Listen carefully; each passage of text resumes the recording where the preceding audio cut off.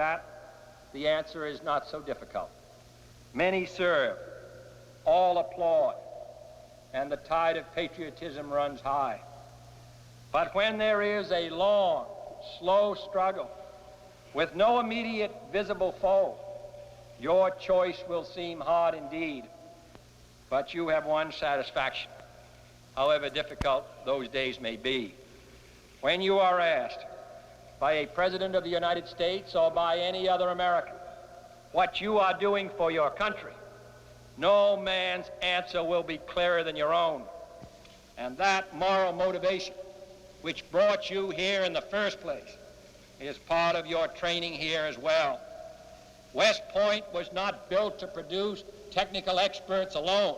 It was built to produce men committed to the defense of their country, leaders of men who understand the great stakes which are involved, leaders who can be entrusted with the heavy responsibility which modern weapons and the fight for freedom entail, leaders who can inspire in their men the same sense of obligation to duty which you bring to it. There is no single slogan that you can repeat to yourself in hard days or give to those who may be associated with you.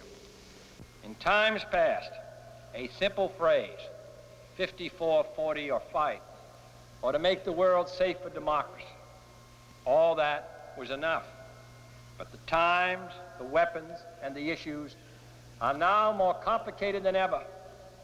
18 years ago today, Ernie Pyle, describing those tens of thousands of young men who crossed the ageless and indifferent sea of the English Channel, searched in vain for a word to describe what they were fighting for. And finally he concluded that they were at least fighting for each other. You and I leave here today to meet our separate responsibilities, to protect our nation's vital interests by peaceful means if possible, by resolute action if necessary, and we go forth confident of support and success because we know that we are working and fighting for each other and for all those men and women all over the globe who are determined to be free.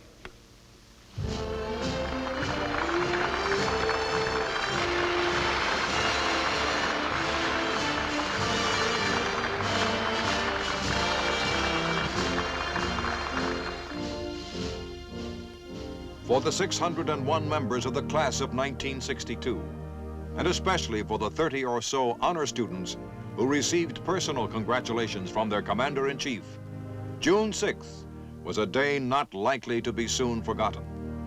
The long gray line had come a long way since the graduation of the 2 cadets who made up the class of 18-2.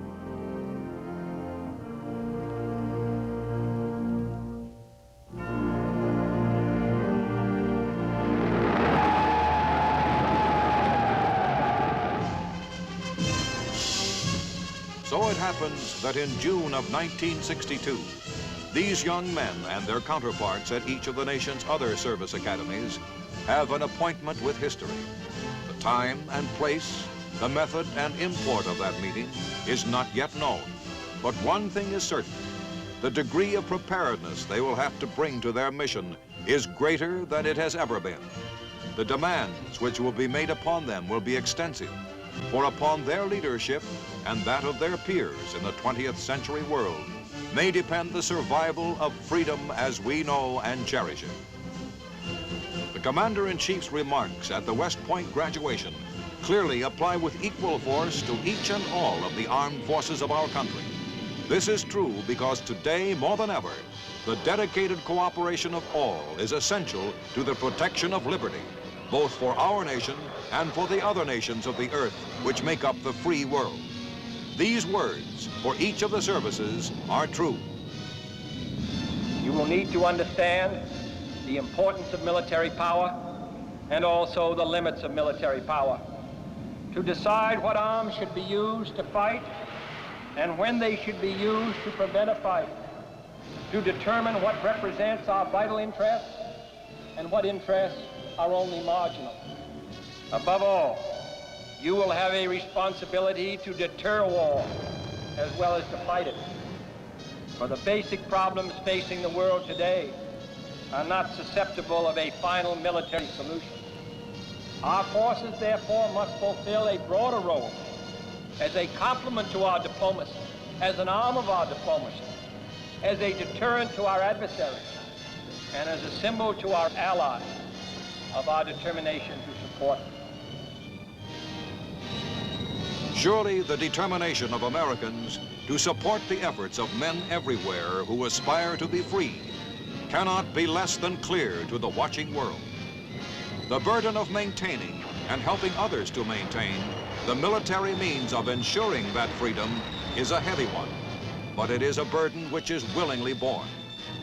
The price which Americans have always stood willing to pay for liberty is to be found in a letter addressed to the world at large and called their Declaration of Independence. It is a commitment which still stands. The words are, our lives, our fortunes, and our sacred honor.